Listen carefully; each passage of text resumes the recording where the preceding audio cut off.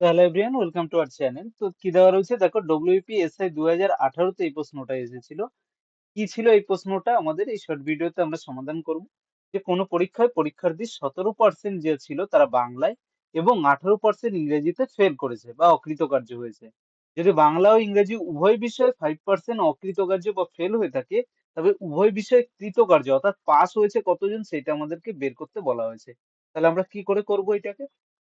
কিছু না, আমরা দেখো আমরাই দেখেছিলাম কি আমরা হলো ভেন ডায়াগ্রাম দিয়েও করতে পারি বা নর্মাল রুলেও আমরা কিন্তু এটাকে করতে পারি। তা কি করে করব আমরা? যখন আমরা দেখছি যে দুটো বিষয়ে দেখো, যদি আমি দেখি এইটা হলো আমার বাংলা আর এইটা হলো আমার ইংলিশ, ঠিক আছে? এটা হলো বাংলা, এটা বাংলা আর এটা হলো ইংলিশ, দুটো ভাষা। এখন কি বলা হয়েছে? এখন বলা হয়েছে যে বাংলায় আমি ধরলাম টোটাল আমার কৃতকার্য যা রয়েছে সেটা কি বলা হয়েছে, 17% আমার কি করা হয়েছে, 17% বাংলায় অকৃতকার্য হয়েছে। তার মানে আমি বলতে পারি যে এই 17%, এই টোটালটা যদি আমাদের 17% হয়ে থাকে, তাহলে এখানে কত, এখানে এই ভিতরে কমন কত, 5%, যেখানে বাংলা এবং ইংরেজি দুটোতেই অকৃতকার্য কতজন, 5%, তাই তো? এখন বাংলায় অকৃতকার্য কতজন রয়েছে, টোটাল 17। তাহলে এখানে 5% অলরেডি নিয়ে নিয়েছে, আর বাকি পড়ে থাকছে কত, 12%। আবার এই ইংলিশে আমি কত বলেছি, টোটাল হলো 18%, তাহলে 5% তো কমন নেওয়াই হয়ে গেছে, আর পড়ে থাকছে কত, 13%।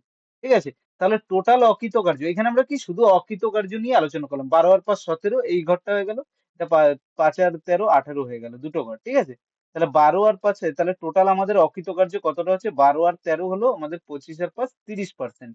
30% স্টুডেন্ট আছে টোটাল 100-র মধ্যে, যারা আমরা কি বলতে পারি, যারা হলো অকৃতকার্য হয়েছে। তাহলে উভয় বিষয়ে কৃতকার্য কতজন হয়েছে? তুমি বলতে পারো এই 30% যারা অকৃতকার্য হয়েছে তাদেরকে যদি বাদ দিয়ে দিই 100% থেকে, তাহলে যেটা পড়ে থাকবে অর্থাৎ 70% যেটা রয়েছে, ডি অ্যান্সার।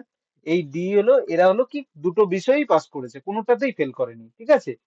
5% আছে যারা দুটো বিষয় ফেল করেছে, 12% বাংলায় আর 13% হলো ইংলিশে। এবার তোমার প্রশ্ন আসতে পারে, এখানে তো বলা হয়েছে বাংলায় হলো 17%। দেখো, 17-র মধ্যে 12 তো নিয়ে নিয়েছি, আর এই যে যারা দুটোই করেছে তার মধ্যে বাংলাও আছে, 12 আর 5 17।